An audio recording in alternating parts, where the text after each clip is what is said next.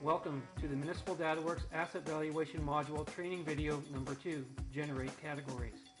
The previous video showed you how to create a framework for the report. In this video, we'll start building the actual report. Building the report requires that you develop the valuation categories. Categories are sets of assets that have similar attributes and perform with similar life expectancy. For example, a municipality usually builds all paved local residential streets to the same design criteria.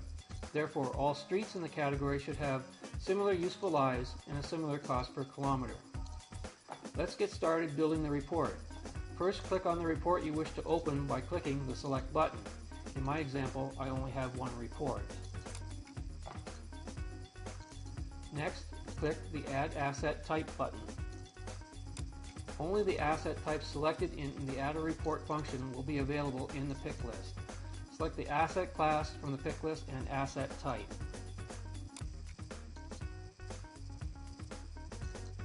In this example, only water lines were selected in Add a Report. Priority 1 through 9 allows a user to create more than one category for the same asset type. The purpose of this is to allow assets that do not match all the criteria to be included in the valuation. For example, asset material and diameter may be used as the criteria for Priority 1 categorization of assets. A Priority 2 would be created if some of the asset records do not contain both attributes. The preference here is to ensure all asset records are populated with attributes matching Priority 1 criteria and to only use Priority 1. Sounds confusing? The next step should answer your questions. Before we move on, once the selections have been made, click Save. The steps to add asset classes, asset types, and priorities must be repeated for all assets to be included in the report. Next, click Add Criteria. Criteria are the attributes of the asset that describe an asset.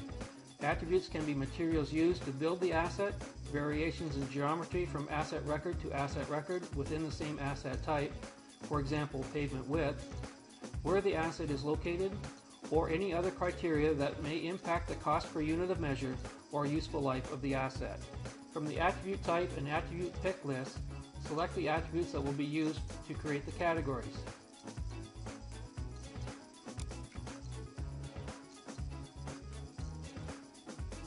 Two items that you need to be aware of.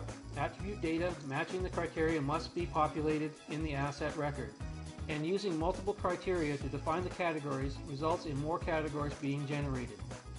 The fewer the criteria needed to describe the asset, the better.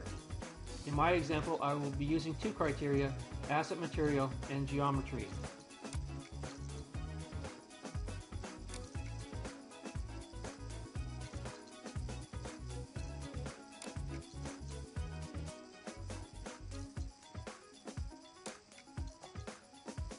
Once the criteria have been selected, click Save. The attributes must now be configured. This is accomplished by clicking the Edit button.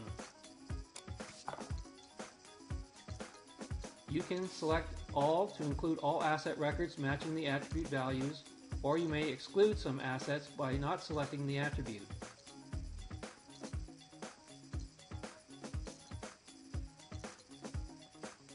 With this choice, only the assets matching the selection will be included in the report.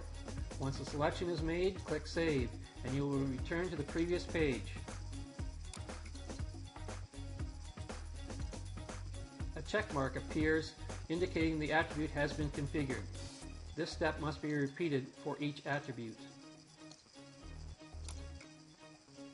Geometry attributes allows users to group assets by range of size. For example, water lines from 0 to 100 mm diameter in one range and 101 to 200 mm diameter in the next range, and so on. Input the number of ranges for categorizing this attribute and click Change.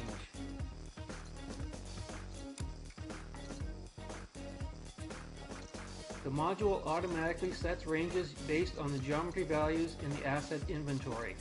Users can adjust the ranges by inputting user-defined values. If you are still not satisfied with the ranges, a user can add additional ranges and adjust the values.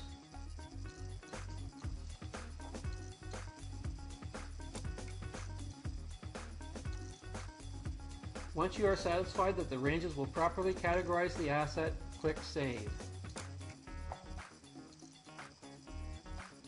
You are now ready to generate the categories. Click the Next button, then click Generate Categories.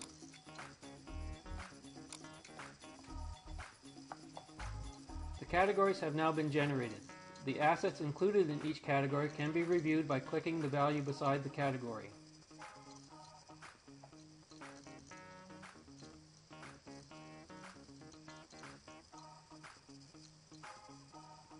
The Show All button reveals the categories generated that have no assets matching the criteria.